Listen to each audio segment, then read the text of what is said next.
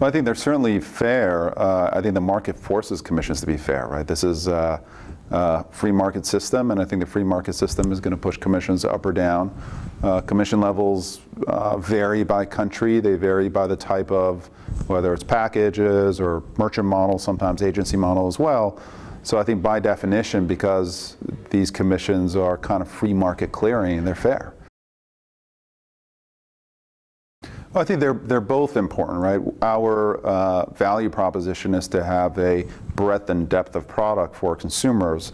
So we have to make sure that we certainly have the chain hotels out there, especially for the business consumer in larger cities. And then there are certain consumers who want the boutique hotel, the non-branded hotel. So having both is fundamental to us. The business that we do with our chain partners is significant. The relationships are more sophisticated. There are lots of puts and takes. And I think with the independents, we have, it's more of a personal one-on-one relationship with the GM, with the revenue manager, and working with them as to what their needs are. Do they have any needs periods during a weekend, et cetera, and really making sure that we get them the demand when they want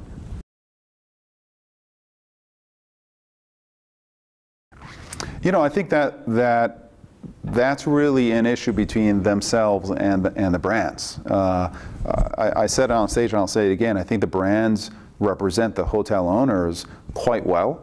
Hotel owner through a brand can usually work with us at a lower margin than, let's say, an independent, which I think reflects the kinds of negotiations that we have with the big brands. We have deep relationships with them. We've been working with them for years. But I'll tell you, those negotiations are not easy negotiations. So again, we're happy to work with whoever we need to, but we've been partnering up with the brands for some period of time, and we have been talking to owners in general. We want to establish long-term relationships with some of the larger ownership groups. But I think, in general, the brands are who we work with, and we expect that to continue going forward.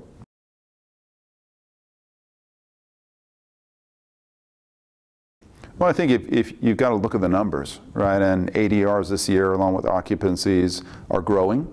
So I certainly don't see any erosion of ADRs by any means. And I think that hoteliers can increase ADRs by bringing more customers in and really revenue managing up to the extent that they've got the occupancies that they want.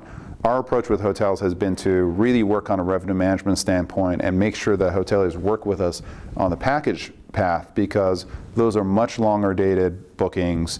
They tend to be international as well, so that to the extent that the hotel starts filling up their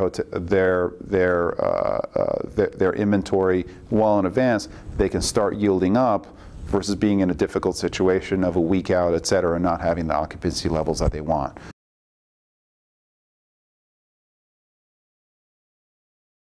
No, I think for an individual hotel, it's absolutely incremental, right? A hotel who works inside the Expedia marketplace is absolutely going to get demand that that hotel would not have seen previously.